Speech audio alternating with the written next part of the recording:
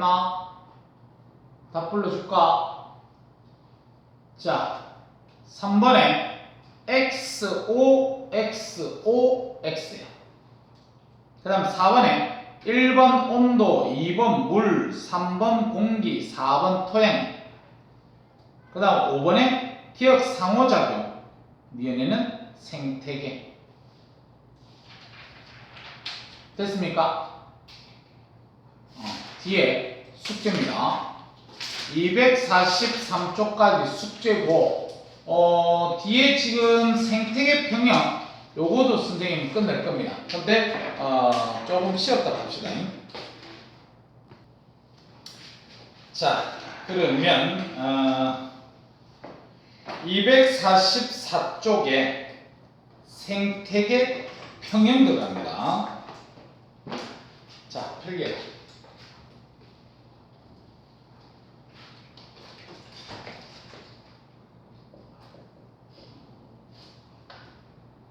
생태계 평형. 자, 생태계 평형도 아주 내용 쉽습니다. 그치? 그래서 선생님이 아마 필기를 해줄게.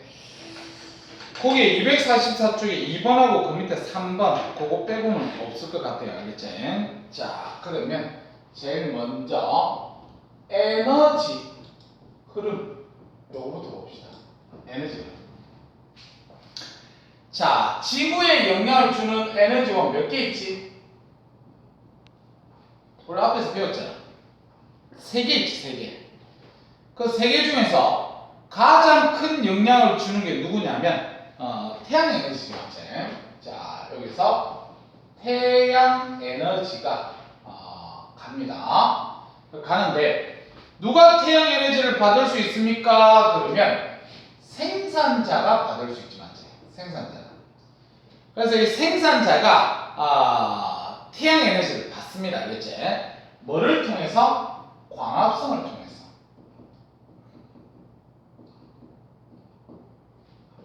자, 이걸 받고, 그 다음 이걸 받은 상태에서 이 생산자는 어떻게 하냐면 이걸 통해서 포도당을 만들겠지, 맞지? 생산자는 포도당. 이 포도당을 우리 유기물이라고 얘기합니다. 그럼 포도당을 만들어 가지고 그 다음 자신, 우리 생물들 보면 호흡하나 호흡 안 하나? 호흡하지? 호흡을 한다는 소리는 열에너지로 빠져나간다는 거야.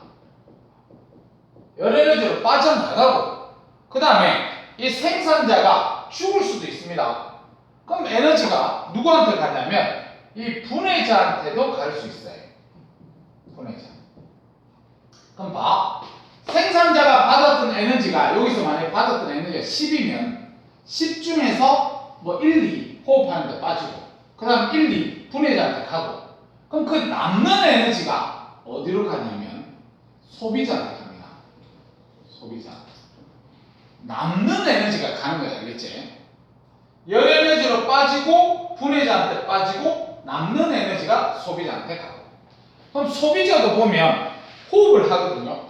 그래서 얘를 호흡하기 때문에 또 열 에너지 빠집니다. 열 에너지.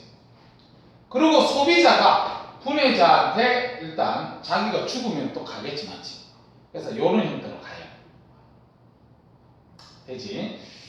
자, 그러면 봐라. 우리가 여기 태양 에너지한테 에너지를 받았어. 그 다음에 생산자가 열 에너지로 빠지고 간다. 그 다음에 소비자도 열 에너지로 빠지고 분해자한테 이렇게 에너지가 갑니다. 알겠지? 근데 이 에너지가 다시 태양한테 돌려주나 안 돌려주나?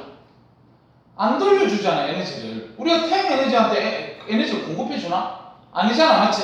그래서 알아둬야 될 용어 있습니다. 문제 풀 때. 자, 에너지는 순환하지 않는다는 사실을 알아둬야 돼. 에너지는 순환하지 않습니다. 자, 근데 자, 봐. 포도당이 유기물을 만들었어. 그러면 이 유기물을 누구한테? 소비자한테 잡혀 먹히면 요한테도 유기물이 가겠지, 맞지? 그래서 유기물을 쓸 때 파란색 화살표를 해볼게. 이렇게. 자, 그 다음에 생산자가 죽으면 분해자한테도 유기물이 갑니다. 이렇게. 그 다음에 소비자가 죽어도 분해자한테 이렇게 유기물이 갑니다. 그 다음에 유기물은 누구한테? 환경한테, 토양한테 또 유기물을 줍니다. 양분을. 그 다음에 환경에 들어있는 양분을 생산자가 또 뽑아 먹을 수 있습니다. 양분을 마치. 그렇기 때문에 이 유기물을 갖다 우리는 물질이라 그러는데, 물질은 처음 상태로 저렇게 돌아가잖아, 맞지? 그래서 물질은 순환을 갖다가 합니다. 요걸 알아둬야 돼요. 에너지는 순환하지 않고 물질은 순환한다는 사실을 갖다 우리가 알아둬야 된다, 그랬지? 자, 그 다음에 상위 영양 단계로 갈수록 상위 영양 단계로 갈수록 에너지 양은 감소합니다. 상위 영양 단계로 갈수록 에너지 양은 감소한다는 게 뭐냐면, 여기서 받았던 에너지 생산자가 호흡하는 데 쓰고 분해자한테 주고 상위 영양 단계로 가요. 알았지? 자, 상위 영양 단계로 갈수록 에너지 양은 감소하는 대신 효율은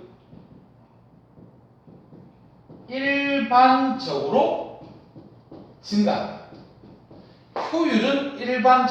증가합니다. 그래서 나중에 효율을 갖다가 통과해서 계산하라는 문제가 나올 수도 있는데, 일단 효율을 계산하는 공식을 외우고 있어야 돼요. 효율.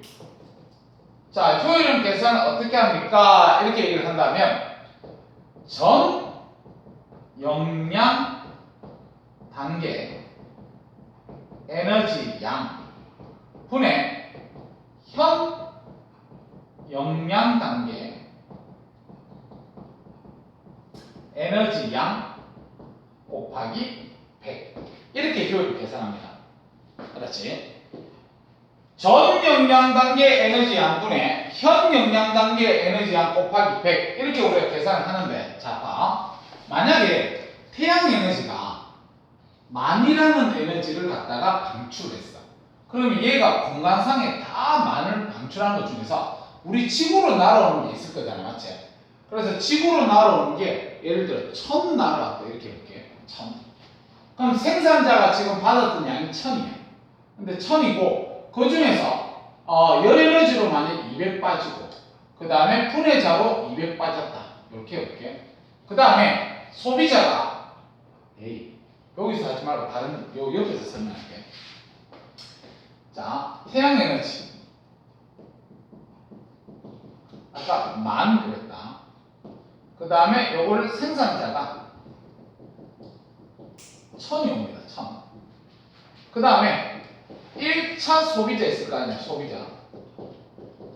생산자가 열 에너지로 빠졌던 거 200, 그 다음 분해자로 갔던 거 200, 뭐 이러면 1차 소비자로 갔던 양이 얼마냐면 600이다, 맞죠? 600. 그러면 1차 소비자 호흡한다고 그랬으니까 빠졌던 양, 예를 들어 200. 그 다음에 또 분해자한테 갔던 거 100. 뭐 이렇게 하면 야가 2차 소비자한테 올리는 양은 600 중에서 200, 100 빠지면 300 올리겠다, 맞지? 이렇게. 되나요? 그러면 만약에 효율을 물었는데 1차 소비자의 효율을 계산해라, 이렇게 얘기한다면 저 공식을 외우고 있어야 되거든요. 전 영양 단계, 1차 소비자의 전 영양 단계는 생산자다, 그랬지? 그래서 생산자가 가지고 있던 에너지 양은 1000이에요. 1000. 분해 현 영양 단계, 현이 1차거든요. 1차가 가지고 있는 양이 600이잖아, 맞지? 그거 곱하기 100, 이렇게 1차 소비자를 계산합니다. 그러면 너희들 2차 소비자의 효율을 계산해라 그러면 몇 분해? 600분해. 전 영양 단계. 그 다음 현 영양 단계 지가 가지고 있는 건 300 곱하기 100. 이런 식으로 우리가 효율을 계산해야 됩니다. 그렇지? 그래서 효율을 계산해 보면 상위 영양 단계로 갈수록 우리가 효율은 대체로 증가합니다. 효율을 계산해 보면 대체로 증가합니다. 요거 지금 얼마지, 대충? 60%가 요거는 얼마지?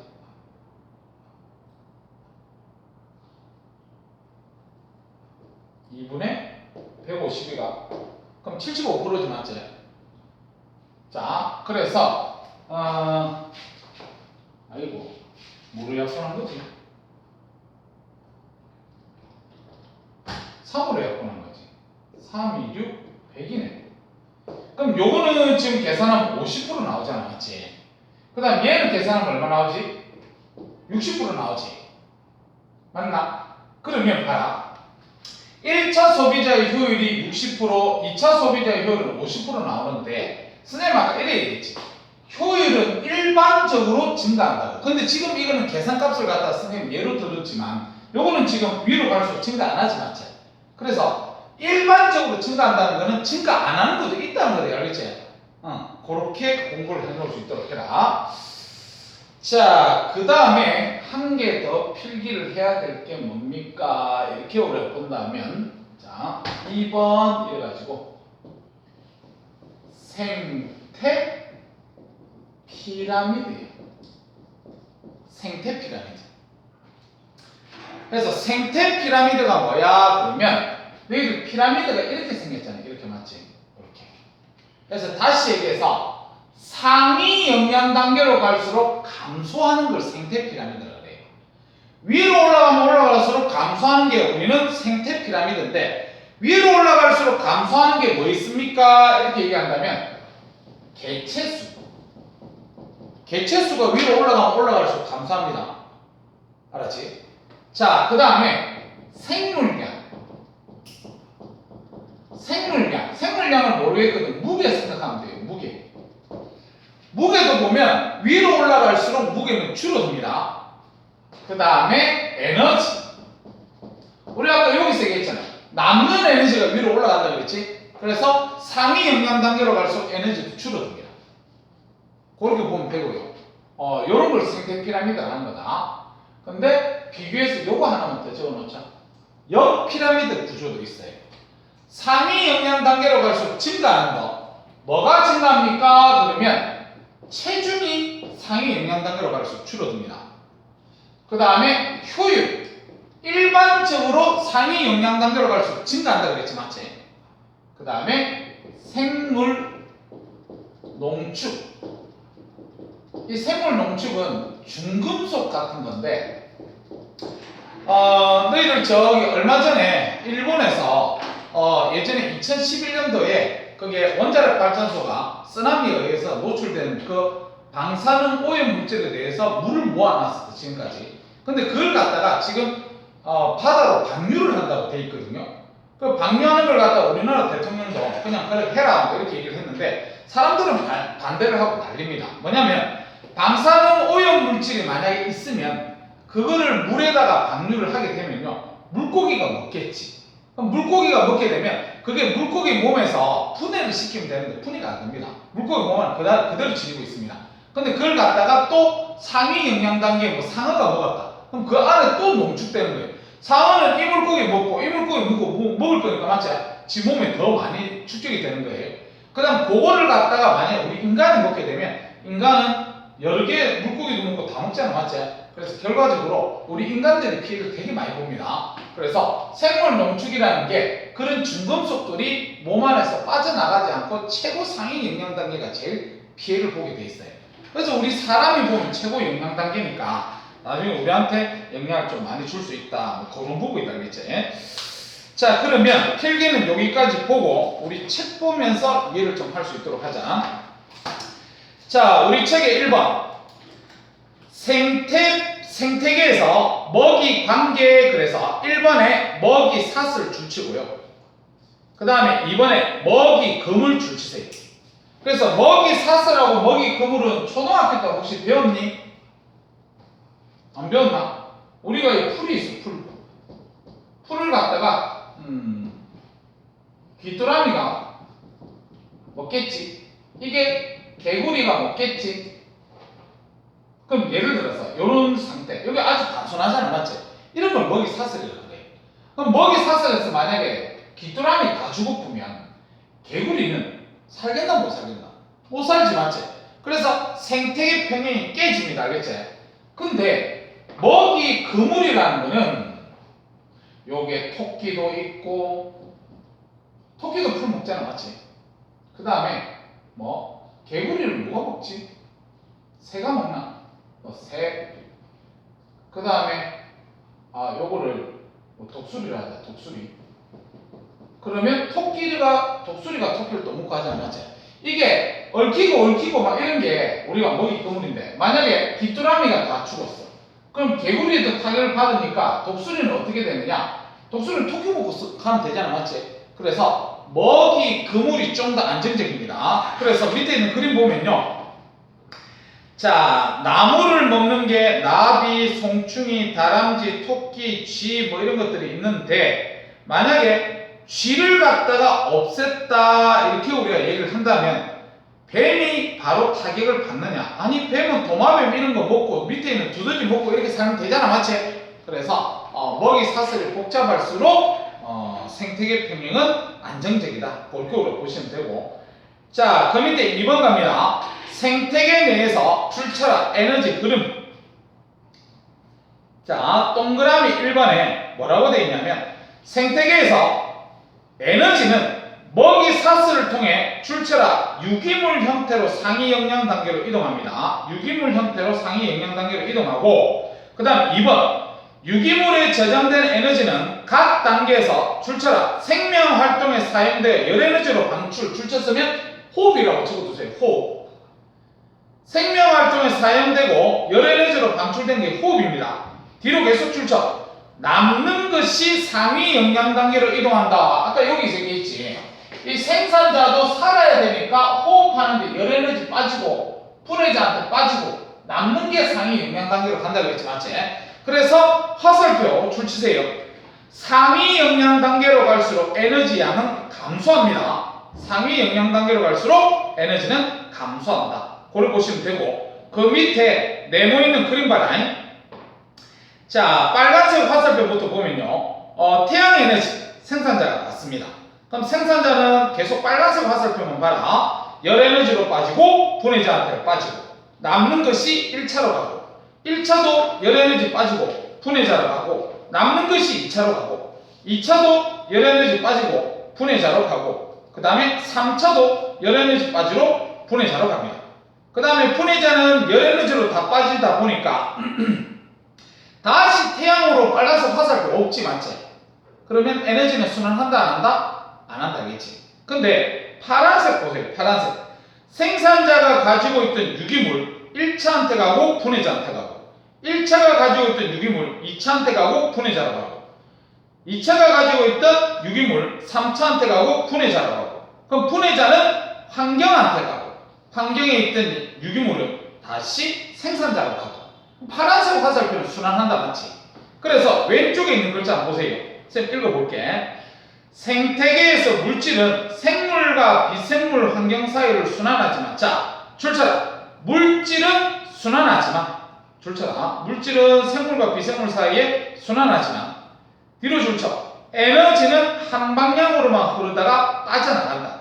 그래서 에너지는 순환하지 않는다는 사실을 갖다 우리가 알아둬야 됩니다. 자, 다음 그 밑에 3번 생태 피라미드 줄쳐라. 생태 피라미드. 생태 피라미드가 뭐야? 그러면 먹이 사슬에서 각 영양 단계에 속하는 줄쳐라. 개체수, 생물량, 에너지량 그거를 갖다 우리는 생태 피라미드를 합니다. 그래서 밑에 그림 보세요. 첫 번째 있는 그림 보면요. 개체수 줄쳐라. 개체수. 개체수가 상위 영양 단계로 갈수록 줄어듭니다. 그 다음 두 번째 있는 그림에 생물량 줄쳐. 생물량도 상위 영양 단계로 갈수록 줄어듭니다. 세 번째 있는 그림 에너지 줄쳐. 에너지도 상위 영양 단계로 갈수록 줄어듭니다. 그래서 상위 영양 단계로 가면서 줄어드는 개체수, 생물량, 에너지 이런 걸 우리는 생태 피라미드라고 얘기를 한다. 이렇게 보시면 된다. 오른쪽 페이지 같이. 자, 오른쪽 페이지에 자 1번 생태계 평형 이렇게 되어 있는데 자, 생태계 평형이 뭐야? 그러면 그 밑에 줄치세요. 안정된 상태 유지입니다. 안정된 상태가 유지되는 걸 갖다 우리는 생태계 평형이라고 얘기하는데, 뒤로도 줄치자.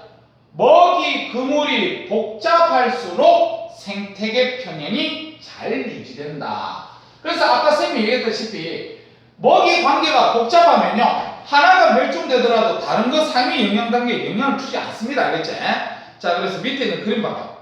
왼쪽에 있는 그림은 먹이 그물. 근데 말이 풀을 먹고 자라는 메뚜기가 만약에 다 사라진다 그러면 뒤지나 생지나 그 위에 수리 부엉이가 큰 타격을 받습니다. 알겠지?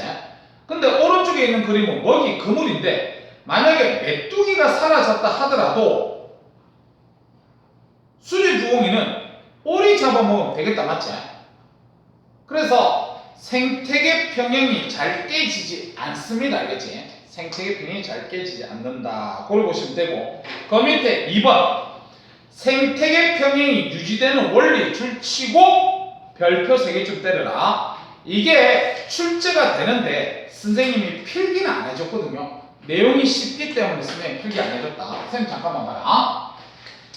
자, 우리가 이렇게 삼각형을 가지고 여기에 생산자 있습니다. 여기에 1차 소비자 있고 여기 2차 소비자 있습니다. 이러면 지금 피라미드 구조이기 때문에 안전한 상태입니다.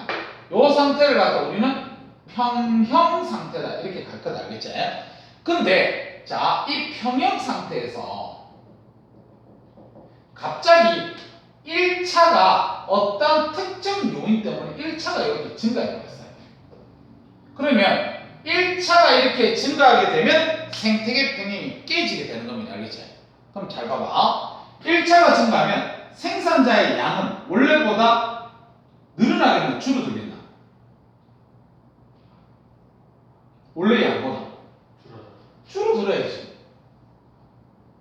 생산자는 줄겠지. 맞지? 왜냐면 얘가 뭐 많이 먹어볼 거 아니야. 맞지? 그 다음에 2차는 원래보다 어떻게 되겠니? 늘어나지.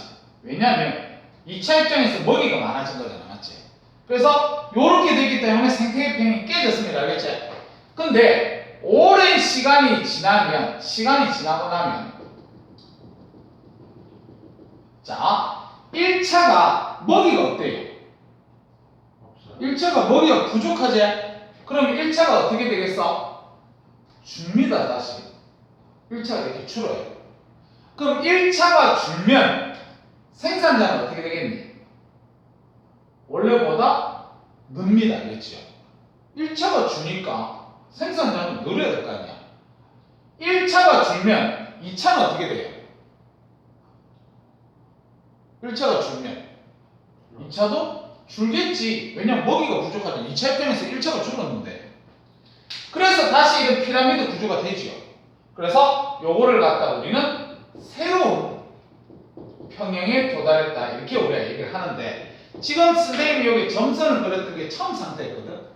그러면 처음 상태로 생태계 평형이 깨진 상태에서 다시 평형이 이루어졌을 때 처음 상태로 돌아간다 하면 안 돼. 알았지? 새로운 평형에 도달하는 겁니다. 알았지? 자, 그래서 그 밑에 있는 그림 한번 봐보세요. 첫 번째 있는 그림이 평형 상태인데, 자, 두 번째 있는 그림 봐라. 일시적으로 1차가 증가합니다. 그 밑에 있는 동그라미 1번하고 글자 같이 읽어볼게. 1차 소비자의 개체수가 일시적으로 증가하면 그럼 1차가 증가했어. 그럼 밑에 생산자는 어떻게 되겠니? 감소하겠지? 두 번째 그림 봐라. 생산자는 감소합니다.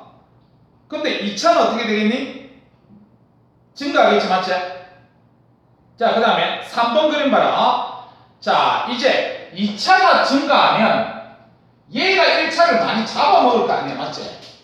그럼 얘가 얘를 많이 잡아먹게 되면 1차가 주게 돼 있습니다. 1차가 주게 되면 걔 먹이 이거 생산자는 증가가 돼 있어요. 대신 2차는 줄게 돼 있다. 그죠? 그래서 새로운 평형에 도달을 하는 겁니다. 그렇게 가시면 돼요. 자, 밑에 1번하고 2번하고 그때 한번 풀어보자.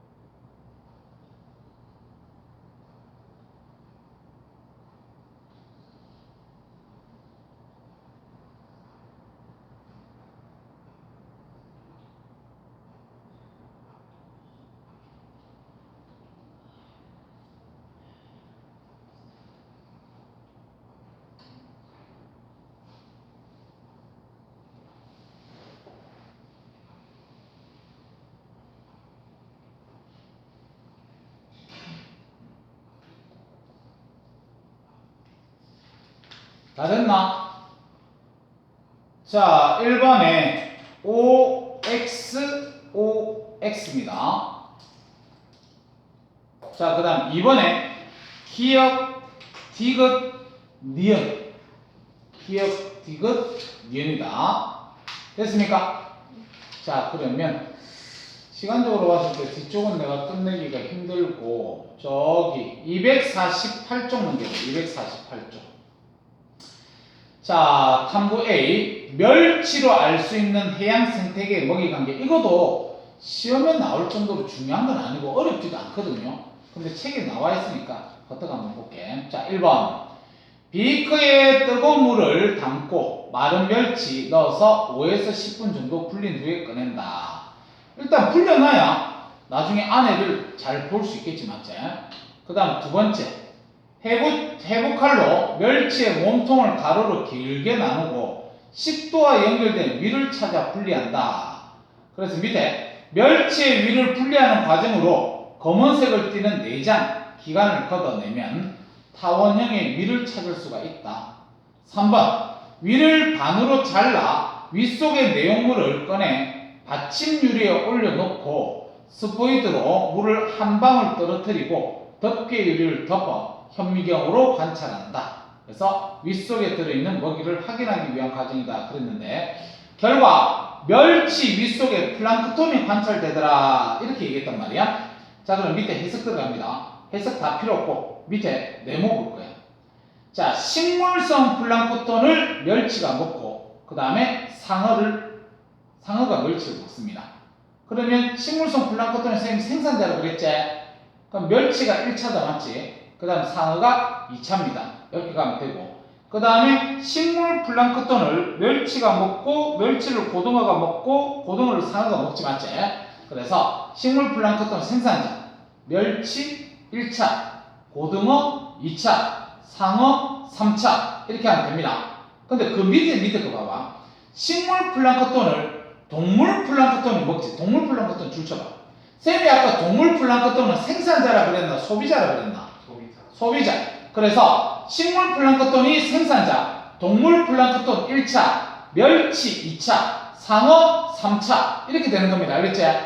그래서 거기서 동물 플랑크톤이 소비자가 된다는 사실만 좀 알아놓자. 자, 오른쪽에 1번, 2번, 3번 그거 빨리 한번 풀어봅시다.